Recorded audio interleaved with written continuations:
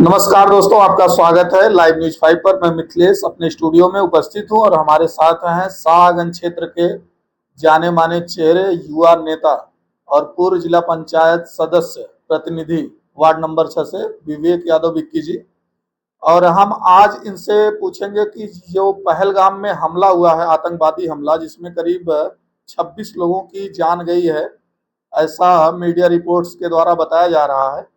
तो इस मामले में तो आप जरा सा सरकार का पक्ष बताइए और इलेक्ट्रॉनिक मीडिया, सोशल मीडिया जो भी है इस समय गोदी मीडिया के रूप में, उसके बारे में बताइए। ये सरकार तो निष्ठुर और बेशरम है।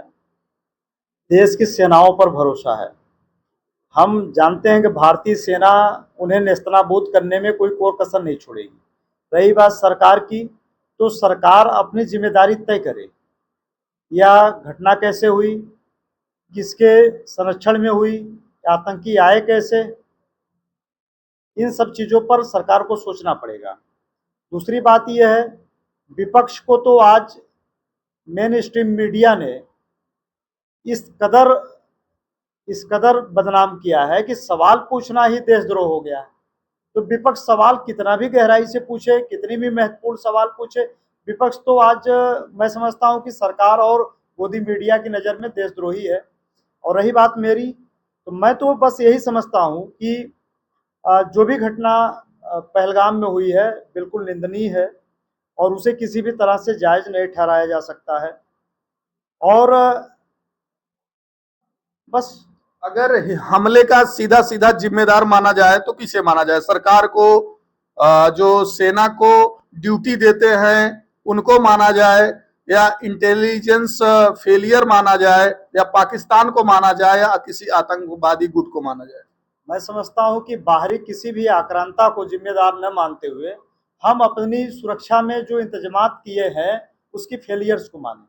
बाहरी आक्रांता तो हमेशा चाहेगा कि आपके देश में आकर के आप लोगों को मार दें, आपकी ज़मीन कब्जा कर लें, आपके साथ नाना प्रकार के अत्याचार कर दें।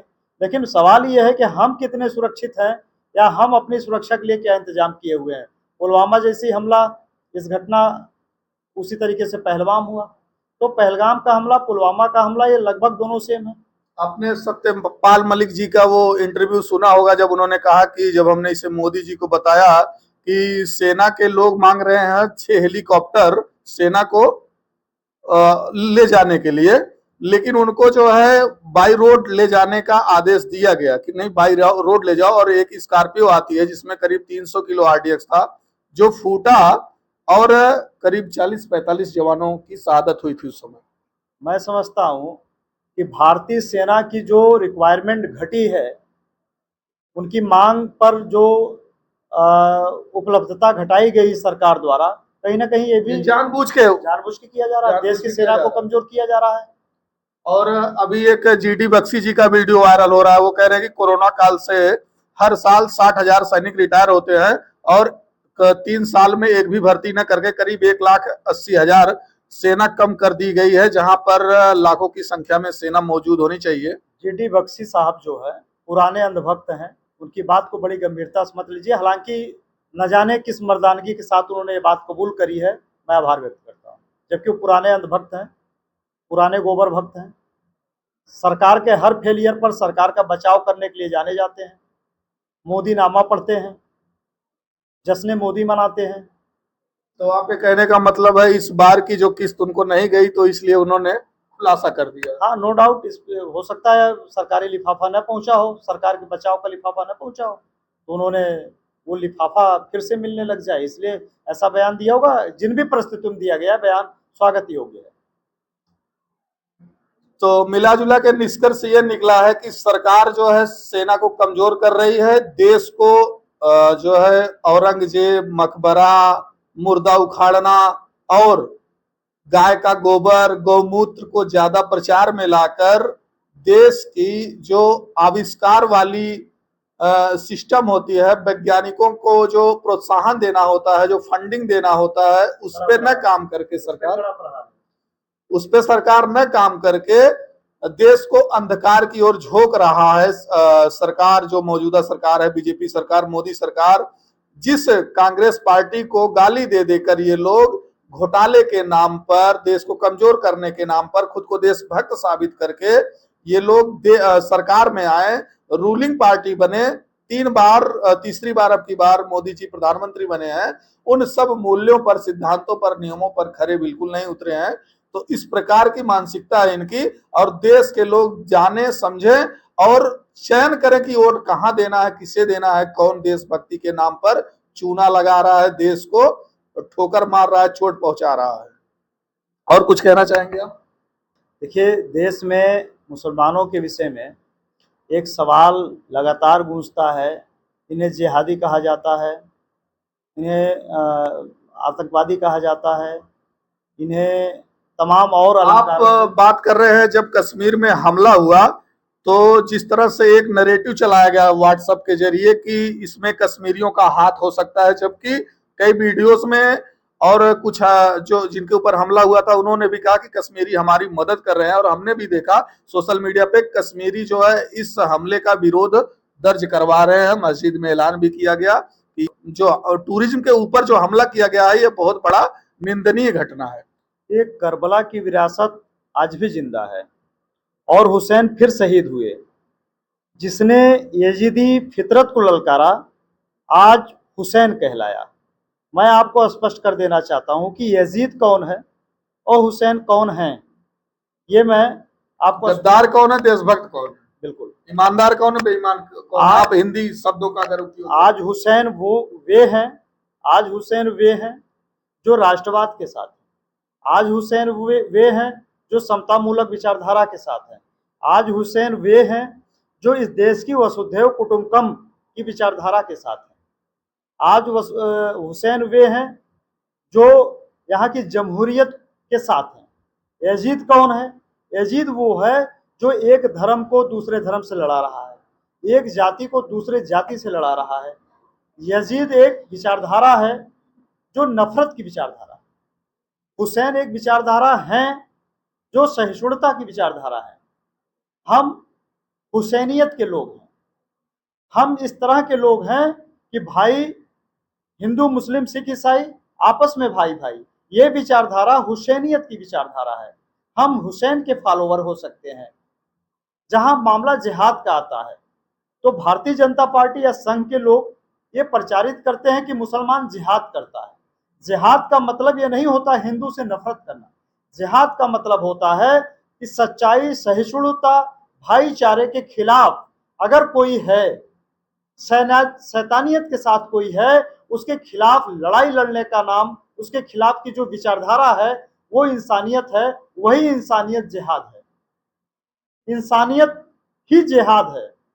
जब आप लड़ाई मुद्दों की लड़ेंगे, इंसानियत की लड़ेंगे, तो मुद्दों के खिलाफ बोलने वाला इंसानियत के खिलाफ जो है वो आपको बोलेगा कि ये जिहादी है।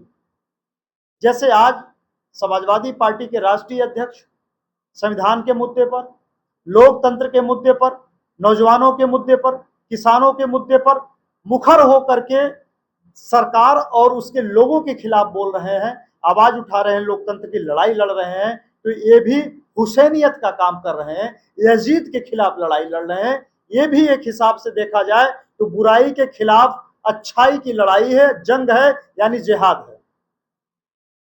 अब ये वैचारिक स्तर जिसका जिस लेवल का होगा, जिहाद को उस स्तर पर वो सोचेगा, उस स्तर पर ले जाएगा।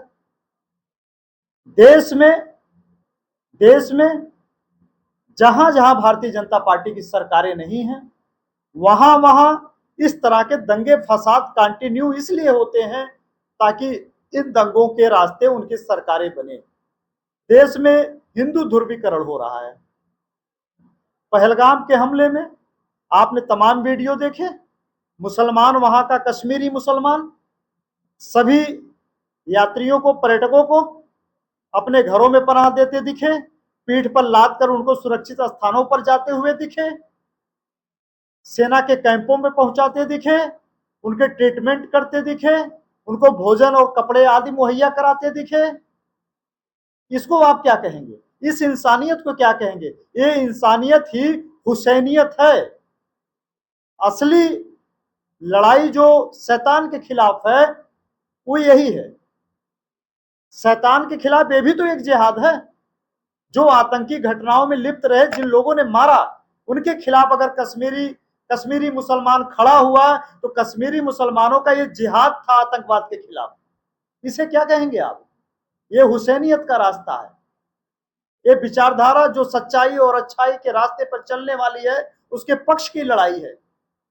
अच्छी विचारधारा के पक्ष की लड़ाई और बुरी विचारधारा के खिलाफ की लड़ाई भी जिहाद कहलाती है। इस जिहाद को आप क्या कहेंगे? जिहाद की परिभाषा समझिए।